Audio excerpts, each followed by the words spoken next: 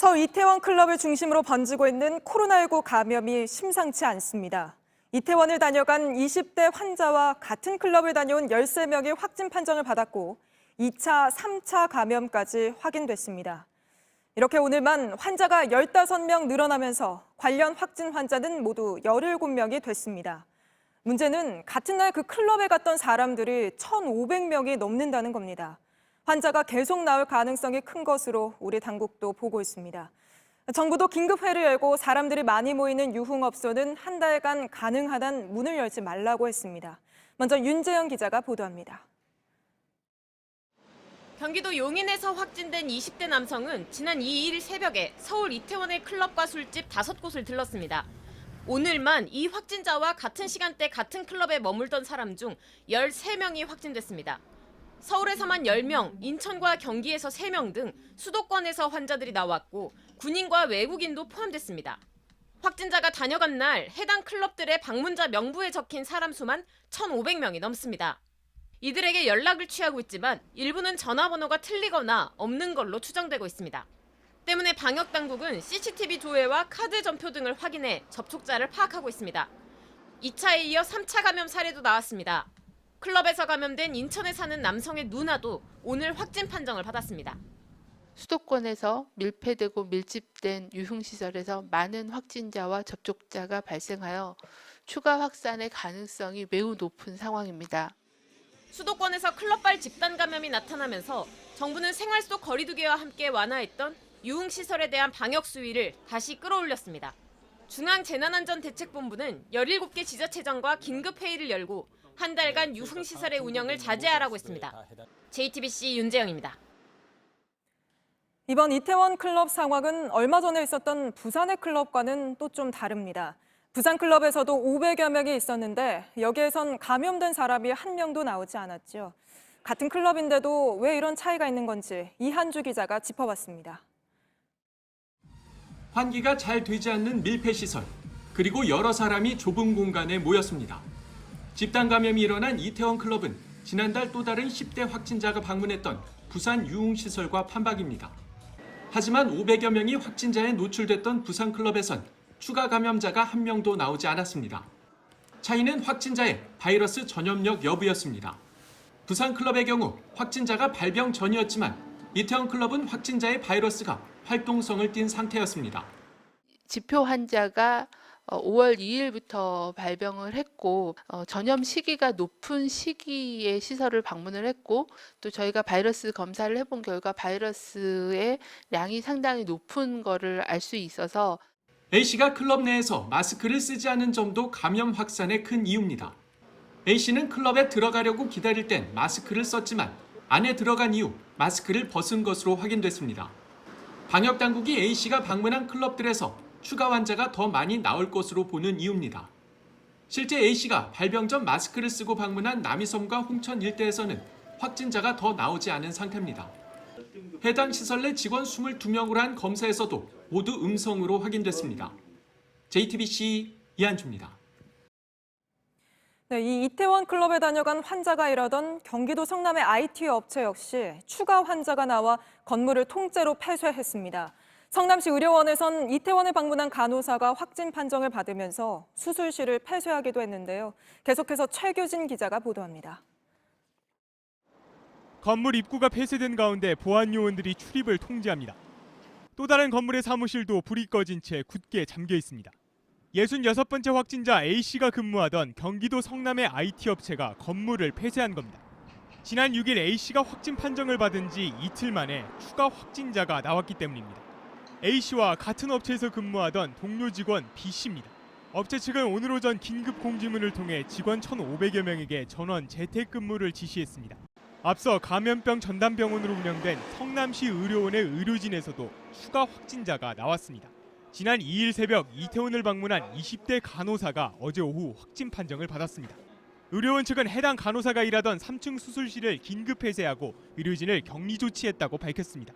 방역당국은 지역 내 집단 감염 사례가 늘어날 가능성을 두고 이들의 정확한 감염 경로와 접촉자를 조사하고 있습니다. JTBC 최규진입니다. 네, 잠시 조금 전 들어온 소식 하나 전해드리고 가겠습니다. 오늘 추가로 확인된 이태원 클럽과 관련한 환자 한 명이 방역당국이 주목하는 지난 1, 2일뿐 아니라 4, 5일에도 해당 클럽을 다시 다녀간 걸로 확인됐습니다. 이렇게 되면 당국이 추적해야 하는 사람이 최소 수백 명 넘게 늘어날 수밖에 없다는 얘긴데요.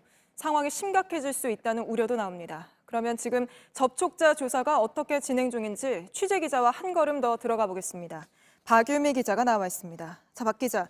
확진자가 이태원에 머물던 시간 같은 클럽과 주점에 있던 사람들이 1,500명이 넘는다는 거잖아요. 지금 이거를 명부를 확인하면서 추적하고 있는 건가요?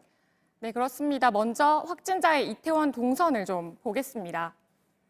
5월 2일 새벽 0시와 4시 사이 방역당국이 특히 주목해서 보는 곳은 클럽과 주점 3곳입니다. 이 3곳의 방문자, 방역 지침에 따라 기록하고 들어간 사람들의 숫자가 1,500여 명이라는 얘기입니다. 지자체와 방역당국은 일일이 전화를 걸어 증상이 있는지를 확인하고 증상이 없어도 2주간 외출을 하지 말아달라고 권고하고 있습니다. 네, 그런데 들어갈 때 연락처를 잘 쓰지 않거나 아예 안 쓰거나 이럴 수도 있는 거 아닌가요? 네, 그렇습니다. 그래서 CCTV와 카드 내역, 기지국 조사 등을 통해서 현장에 있는 사람들을 그물망처럼 찾아내고 있습니다. 또 앞서 동선에서 보신 것처럼 도보로 이동했고 또 편의점을 찾는 등 이동 범위가 굉장히 넓습니다. 이 때문에 오늘 방대본에선 2일 새벽 0시부터 4시 사이에 이 3개 업소가 아니더라도 이태원에 있는 유흥시설을 찾았다면 증상이 있는지를 잘 살펴봐 달라고 했습니다. 예, 그러면 그 용인에 사는 첫 번째 확진자라고 해야 할까요? 그 사람이 어쩌다가 감염이 된 건지는 좀 확인이 됩니까?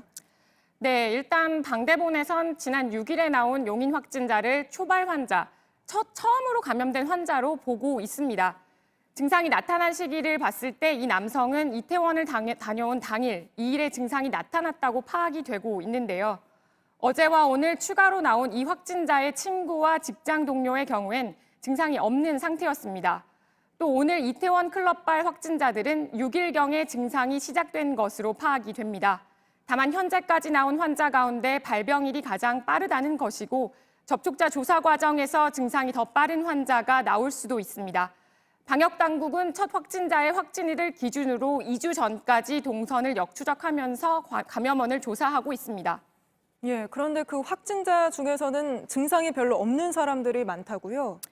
네, 그렇습니다. 이태원 방문자들의 연령대는 클럽 특성상 적게는 19살, 많게는 37살 정도로 모두 젊습니다. 오늘 방대본의 설명은 젊은 연령층이다 보니까 증상이 없거나 있더라도 초기 수준으로 가벼운 경우가 대부분이라고 했습니다. 1,500명 가운데 혹은 그 외 접촉자 가운데도 감염이 됐음에도 불구하고 본인도 인식하지 못한 채 전파를 시킬 수 있습니다. 또 외국인 3명과 군인 2명이 포함되어 있는데 연락이 닿지 않아 관리 체계에 들어오지 못하는 사람들이나 군대 같은 집단 시설로도 번질 수 있다는 의미입니다. 또 조금 전에 양평군에서 공개한 확진자의 경우에는 2일 새벽만이 아니라 4일 밤, 5일 새벽 사이에도 이태원에 있는 클럽을 찾은 것으로 나왔습니다. 같은 시간대 이곳을 방문하신 분들에 대한 조사가 역시 추가로 이루어져야 할 것 같습니다. 이때 방문한 사람들을 합치면 조사 대상이 적어도 수백 명이 더 늘어날 수 있습니다. 예, 정부가 유흥업소 같은 곳들은 다시 운영을 좀 제한해달라 이렇게 권고를 했잖아요. 그러면 혹시 다시 좀 예전에 강력한 사회적 거리두기로 돌아갈 수도 있는 건가요? 네, 일단 오늘 관련해서 중대본의 설명이 좀 있었습니다. 들어보겠습니다.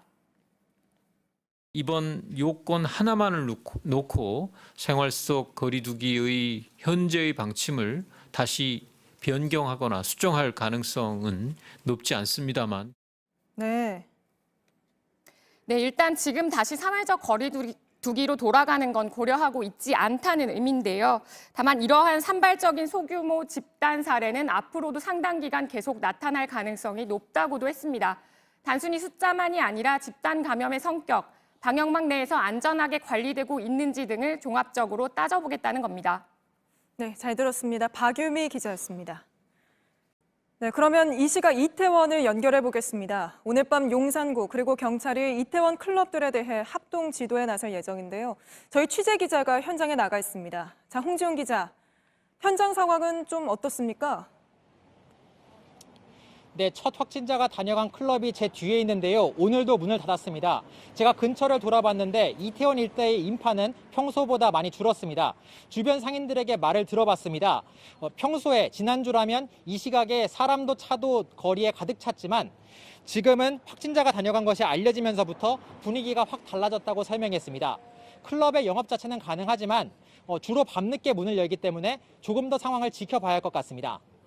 예, 용산구와 경찰이 클럽에 대해 합동 지도에 나서기로 했죠. 이건 어떻게 이루어지고 있습니까? 네, 오늘 밤 10시 이후부터 구청 직원이 경찰과 함께 이태원 거리에 있는 클럽 26곳에 대해서 방역 수칙을 준수하는지 확인합니다. 출입구에서 코로나 증상을 확인하는지, 이용자 간에 2m 거리를 두는지, 마스크를 쓰고 있는지, 그리고 출입자 명단을 작성하는지 등을 점검하게 됩니다. 용산구는 일반 음식점이나 주점으로 신고했더라도 실질적으로 클럽으로 운영된다면 모두 점검하겠다고 밝혔습니다. 네, 정부가 오늘 밤 8시부터 모든 유흥업소의 운영을 자제하고 운영이 불가피하면 방역 수칙을 반드시 지키도록 행정명령도 내렸는데 이거 역시 적용되는 거죠? 네, 조금 전인 8시부터 적용되고 있습니다. 클럽, 유흥주점, 감성주점, 콜라텍 등 전국의 유흥시설을 대상으로 한 달간 적용됩니다. 생활 속 거리두기가 시행되면서 유흥시설이 방역수칙을 지키는 건 권고사항이었습니다. 그러나 이번 행정명령으로 강제력이 생겼습니다. 중대본은 클럽에서 방역수칙이 안 지켜진다고 보고 행정명령을 발동했다고 설명했습니다.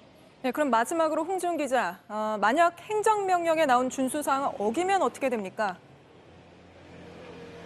만약 이 조치를 어기면 지방자치단체에서 300만 원 이하의 벌금을 매길 수 있습니다. 확진자가 나오게 된다면 손해배상을 청구하거나 집합금지 명령도 내릴 수 있습니다.